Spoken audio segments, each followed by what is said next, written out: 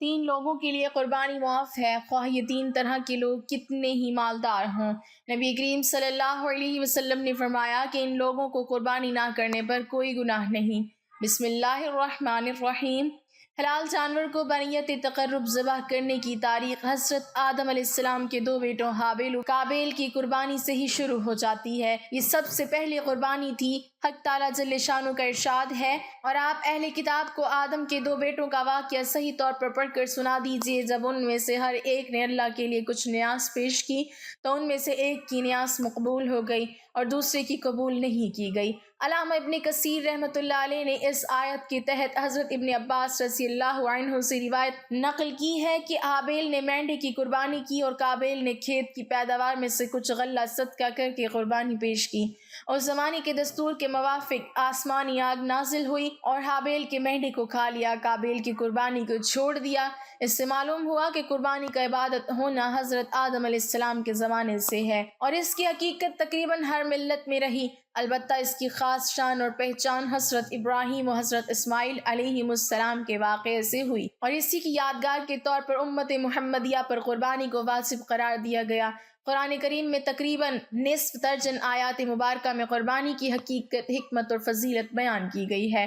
سورہ حج میں ہے، اور ہم نے تمہارے لیے قربانی کے اونٹوں کو عبادت الہی کی نشانی اور یادگار مقرر کیا ہے، ان میں تمہارے لیے اور بھی فائدے ہیں، سو تم ان کو نحر کرتے وقت قطار میں کھڑا کر کے ان پر اللہ کا نام لیا کرو، اور پھر جب وہ اپنے پہلو پر گر پڑیں تو ان کے گوشت میں سے تم خود بھی کھانا چاہو تو کھاؤ، اور فقیر کو بھی کھلاؤ، خواہ وہ صبر سے بیٹھنے والا ہو یا سوال کرتا پھرتا ہو۔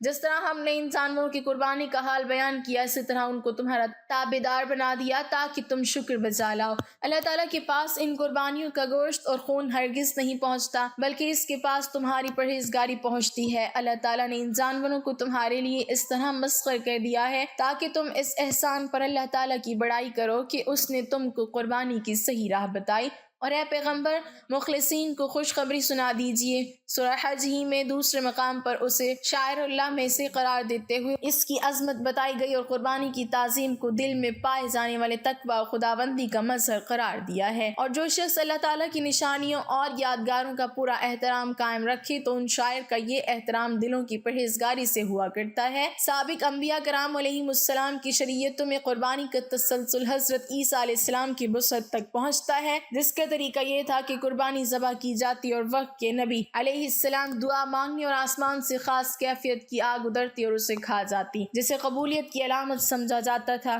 قرآن کریم میں ہے، یہ لوگ ایسے ہیں جو یوں کہتے ہیں کہ اللہ نے ہمیں حکم دے رکھا ہے کہ ہم کسی رسول کی اس وقت تک تصدیق نہ کریں جب تک وہ ہمارے پاس ایسی قربانی نہ لائے کہ اس کو آگ کھا جائے۔ حضرت علی رضی اللہ تعالیٰ عنہ سے روایت ہے کہ رسول اللہ صلی اللہ علیہ وسلم نے حضرت فاطمہ رضی اللہ تعالیٰ عنہ سے فرمایا، اے فاطمہ، اٹھو اور اپنی قربانی کے پاس ذبح کے وقت موجود رہو، اس لیے کہ اس کے خون کا پہلا قطرہ گرنے کے ساتھ ہی تمہارے گناہ معاف ہو جائیں گے۔ یہ قربانی کا جانور قیامت کے دن اپنے گوشت اور خون کے ساتھ لایا جائے گا اور تمہارے ترازو میں 70 گنا کر کے رکھا جائے گا۔ حضرت ابو سعید رضی اللہ تعالیٰ عنہ نے عرض کیا، اللہ کے رسول، یہ فضیلت خاندان نبوت کے ساتھ خاص ہے جو کسی بھی خیر کے ساتھ مخصوص ہونے کے حقدار ہیں، یا تمام مسلمانوں کے لیے ہے؟ فرمایا، یہ فضیلت آل محمد کے لیے خصوصاً اور عموماً تمام مسلمانوں کے لیے بھی ہے۔ حضرت علی رضی اللہ تعالیٰ عنہ سے روایت ہے کہ نبی صلی اللہ علیہ وسلم نے فرمایا، اے لوگو، تم قربانی کرو اور ان قربانیوں کے خون پر اجر و ثواب کی امید رکھو، اس لیے کہ ان کا خون اگرچہ زمین پر گرتا ہے لیکن وہ اللہ کے حفظ و امان میں چلا جاتا ہے۔ حضرت حسین بن علی رضی اللہ تعالیٰ عنہ سے مروی ہے کہ رسول اللہ صلی اللہ علیہ وسلم نے فرمایا، جو شخص خوش دلی کے ساتھ اجر و ثواب کی امید رکھتے ہوئے قربانی کرے گا تو وہ اس کے لیے جہنم کی آگ سے رکاوٹ بن جائے گی۔ ناظرین، جیسا کہ آپ تمام لوگ جانتے ہیں کہ کچھ ہی دنوں کے بعد میں عید الاضحیٰ یعنی کہ بقرہ عید کا تہوار آنے والا ہے، جس تہوار میں ہم قربانی کرتے ہیں اور اس قربانی سے حضرت ابراہیم اور حضرت اسماعیل علیہ السلام کی یاد تازہ کرتے ہیں۔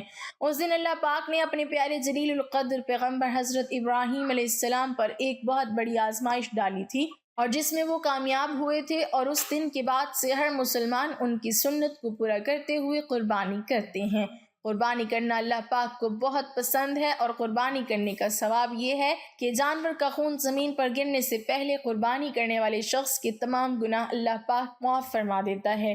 رسول اللہ صلی اللہ علیہ وسلم نے ارشاد فرمایا، اللہ کی رضا اور سچی نیت سے قربانی کرنے والے کو قربانی کیے گئے جانور کے ہر بال کے بدلے ایک نیکی عطا فرمائے گا۔ بقرہ عید ذی الحجہ کے مبارک مہینے میں منائی جاتی ہے اور یہ مہینہ اللہ کو عام مہینوں سے زیادہ محبوب ہے، اور بقرہ عید اسی مہینے کی 10ویں تاریخ کو منائی جاتی ہے جس دن قربانی کی جاتی ہے، اور یہ دن اللہ کو عام دنوں کے مقابلے میں زیادہ افضل اور بہت پسند ہے۔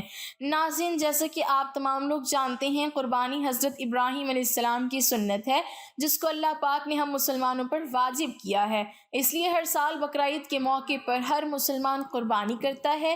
آج کی اس ویڈیو میں ہم بات کرنے والے ہیں 5 ایسے لوگوں کے بارے میں جن کے بارے میں حضور پاک صلی اللہ علیہ وسلم نے ارشاد فرمایا کہ ان 5 لوگوں کے اوپر قربانی واجب نہیں ہے، یعنی کہ یہ 5 ایسے لوگ ہیں جن کو قربانی معاف ہے، اور اگر یہ 5 لوگ بقرہ عید کے موقع پر قربانی نہیں کرتے تو ان پر کوئی گناہ نہیں ہوگا۔ اور اس کے ساتھ ساتھ ہم آپ کو ایسے لوگوں کے بارے میں بھی بتانے والے ہیں جن پر قربانی واجب ہوتی ہے، یعنی جن کے لیے قربانی کرنا ضروری ہے۔ اگر یہ لوگ بقرہ عید کے موقع پر قربانی نہیں کرتے ہیں تو گناہ گار ہوں گے، اسی لیے آج کا ویڈیو یہ سب مسلمانوں کے لیے بہت زیادہ خاص ہے۔ ناظرین، بقرہ عید کا تہوار ذی الحجہ کی 10، 11 اور 12 تاریخ کو منایا جاتا ہے۔ اسلام میں عید الفطر کے بعد دوسرا سب سے بڑا یہ تہوار ہے۔ اس کو سنت ابراہیمی یا عید قربان کے نام سے بھی جانا جاتا ہے۔ حضور پاک صلی اللہ علیہ وسلم نے ارشاد فرمایا، بقرہ عید پر قربانی کرنا ہر اس مسلمان مرد اور عورت پر واجب ہے جس پر صدقہ فطر واجب ہوتا ہے، یعنی ایسے لوگوں پر بقرہ عید کے دن قربانی کرنا ضروری ہوتا ہے۔ اب جن لوگوں پر قربانی واجب ہے اور وہ قربانی نہیں کرتے تو ایسے لوگ سخت گناہگار ہوں گے۔ ایسے لوگوں کے بارے میں آپ صلی اللہ علیہ وسلم نے ارشاد فرمایا، جو شخص قربانی کرنے کی حیثیت رکھتا ہے اور پھر بھی وہ قربانی نہیں کرتا تو اس کو چاہیے کہ وہ ہماری عیدگاہ کے قریب بھی نہ آئے، یعنی کہ ایسے شخص کے لیے آپ صلی اللہ علیہ وسلم نے اتنی ناراضگی ظاہر کی ہے۔ لیکن اس کے ساتھ ہی اللہ کے پیارے نبی نے یہ بھی ارشاد فرمایا کہ ان لوگوں کے علاوہ 5 لوگ ایسے ہیں کہ جن پر قربانی کرنا واجب نہیں ہے۔ اب چاہے یہ 5 لوگ کتنے بھی مالدار کیوں نہ ہو، ان پر قربانی کرنا معاف ہے۔ یہ 5 لوگ بقرہ عید کے موقع پر قربانی نہیں کرتے تو ان پر کوئی گناہ نہیں ہوگا۔ نمبر 1، جو شخص سفر میں ہو۔ اللہ کے نبی حضور پاک صلی اللہ علیہ وسلم نے ارشاد فرمایا، سب سے پہلا شخص وہ ہے جو سفر میں ہو، یعنی وہ شخص جو اپنے گھر سے یا اپنے وطن سے 92.5 کلومیٹر دور چلا گیا ہو، ایسے شخص پر قربانی واجب نہیں ہے، پھر چاہے ایسے لوگ کتنے بھی مالدار کیوں نہ ہوں۔ لیکن اگر اسے وہاں پر 15 دن سے کم رکنا ہے، اس پر قربانی واجب نہیں ہوگی، لیکن اگر اسے وہاں 15 دن سے زیادہ رکنا ہے تو پھر اس پر قربانی واجب ہو جائے گی۔ اسی لیے اس کو چاہیے یا تو وہ وہاں پر اپنے نام سے قربانی کرے یا اپنے گھر پر اطلاع کر دے کہ اس کے گھر کا کوئی بھی شخص اس کے نام سے قربانی کر دے۔ نمبر 2، کافر پر۔ اللہ کے پیارے نبی حضور پاک صلی اللہ علیہ وسلم نے ارشاد فرمایا کہ بقرہ عید پر قربانی کرنا ہر مسلمان مرد اور عورت پر واجب ہے جو ایمان کی حالت میں ہو۔ اس کا مطلب یہ ہے کہ قربانی کرنا کافر پر واجب نہیں ہے، یعنی کہ ایسا شخص جو مسلمان نہیں ہے، جس نے کلمہ نہیں پڑھا، اسلام میں داخل نہیں ہوا، تو ایسے شخص پر قربانی واجب نہیں ہے، یعنی کہ قربانی صرف اور صرف مسلمان مرد اور عورت پر واجب ہے۔ نمبر 3، بچے اور مجنوں پر۔ حضور پاک صلی اللہ علیہ وسلم نے ارشاد فرمایا، بقرہ عید پر قربانی کرنا بچوں اور مجنوں پر واجب نہیں ہے۔ مجنوں سے مراد یہ ہے ایسا شخص جو اپنا ہوش و حواس کھو بیٹھا ہو، جس کو دنیا داری کی کوئی خبر ہی نہ ہو، اس کو مجنوں کہتے ہیں۔ اب بقرہ عید پر بچوں کو اور پاگلوں کو قربانی کرنا معاف ہے۔ اگر یہ لوگ بقرہ عید پر قربانی نہیں کرتے تو ان پر کوئی گناہ نہیں ہوگا۔ نمبر 4، غلام پر۔ اللہ کے نبی حضور پاک صلی اللہ علیہ وسلم نے ارشاد فرمایا کہ بقرہ عید پر قربانی کرنا غلام پر واجب نہیں ہے، یعنی کہ ایسے لوگ جو کسی کے غلام ہیں یا کسی کی غلامی کر رہے ہیں تو ایسے لوگوں کو بھی قربانی کرنا معاف ہے۔ اگر یہ لوگ بھی قربانی نہیں کرتے ہیں تو ان پر کوئی گناہ نہیں ہوگا۔ اب اگر یہ لوگ عید پر جانور لا کر اس کی قربانی کر دیتے ہیں تو ایسے لوگوں کو اللہ تبارک و تعالی خوب اجر دے گا۔ نمبر 5، جو صاحب نصاب نہ ہو۔ حضرت محمد مصطفیٰ صلی اللہ علیہ وسلم نے ارشاد فرمایا کہ ایسے لوگوں پر بھی بقرہ عید پر قربانی معاف ہے۔ ایسے لوگوں پر بھی قربانی واجب نہیں جو صاحب نصاب نہ ہو، یعنی کہ جس کے پاس 7.5 تولے سونا یا 52.5 تولے چاندی نہ ہو، یا پھر اس کے پاس میں اتنے سونے یا چاندی کی رقم موجود نہ ہو۔ ایسے لوگوں پر بھی قربانی واجب نہیں ہے۔ اس کا مطلب یہ ہے کہ جس کے پاس رہنے کا مکان، کھانے پینے کا سامان، استعمال کے کپڑے اور روزانہ استعمال کی جانے والی چیزوں کے علاوہ 7.5 تولے سونا اور 52.5 تولے چاندی کی رقم موجود نہ ہو، ایسے لوگوں پر قربانی معاف ہے۔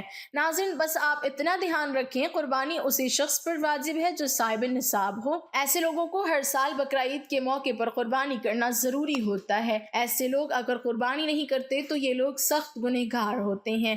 حدیث مبارکہ میں آیا ہے کہ رسول اللہ صلی اللہ علیہ وسلم نے ارشاد فرمایا، اللہ تبارک و تعالیٰ کو قربانی کے دن قرب کرنا بے حد ہی پسند اور محبوب ہے۔ بقرعید کی فضیلت میں سب سے بڑی فضیلت یہی ہے کہ جو شخص اللہ کی رضا اور نیک نیت سے قربانی کرتا ہے تو ثواب اسے دنیا اور آخرت دونوں میں ملتا ہے اور اس کے تمام گناہ معاف ہو جاتے ہیں۔ آپ کو بتا دیں، قربانی کرنے سے صرف صغیرہ گناہ ہی معاف ہوتے ہیں اور کبیرہ گناہ یعنی کہ بڑے گناہ صرف توبہ سے ہی معاف ہوتے ہیں۔ لیکن جیسے ہی بقرعید یعنی کہ عید الاضحیٰ کا دن قریب آتا ہے تو ہر سال گورنمنٹ اپنی گائیڈ لائن کو جاری کرتی ہے۔ اب یہاں پر ہم آپ کو آگاہ کر دیں، ہر مسلمان یہ دیکھ لیں کہ اس بار گورنمنٹ کی گائیڈ لائن کیا ہے۔ گورنمنٹ جو بھی گائیڈ لائن کو جاری کرتی ہے ان کو اپنانا ضروری ہے۔ یاد رکھیں، قربانی صرف اور صرف اللہ کی رضا کے لیے کی جاتی ہے، کسی دکھاوے کے لیے نہیں۔ اسی لیے آپ سے صرف ایک ہی گزارش ہے کہ آپ قربانی کے جانور کی کسی بھی فوٹو سوشل میڈیا پر اپلوڈ نہ کریں۔ اس سے قربانی کے جانور کی بے حرمتی تو ہوتی ہی ہے، لیکن اس کے ساتھ ساتھ آپ دکھاوا کرنے والوں میں بھی شامل ہو جاتے ہیں اور ساتھ ہی ساتھ گورنمنٹ کی نظر میں بھی آ جاتے ہیں۔ ہو سکتا ہے ایسا کرنے سے آپ کسی بڑی مشکل میں پڑ جائیں، اس لیے دل میں بس یہی ارادہ رکھیں کہ ہم قربانی اللہ کی رضا کے لیے کر رہے ہیں، نہ کہ دکھاوے کے لیے۔ اللہ پاک ہمیں بہتر عمل کرنے کی توفیق عطا فرمائے اور ہماری قربانی کو قبول فرمائے، آمین۔ ناظرین، کمنٹ باکس میں اللہ تعالیٰ کے 99 ناموں میں سے ایک نام ضرور ٹائپ کریں۔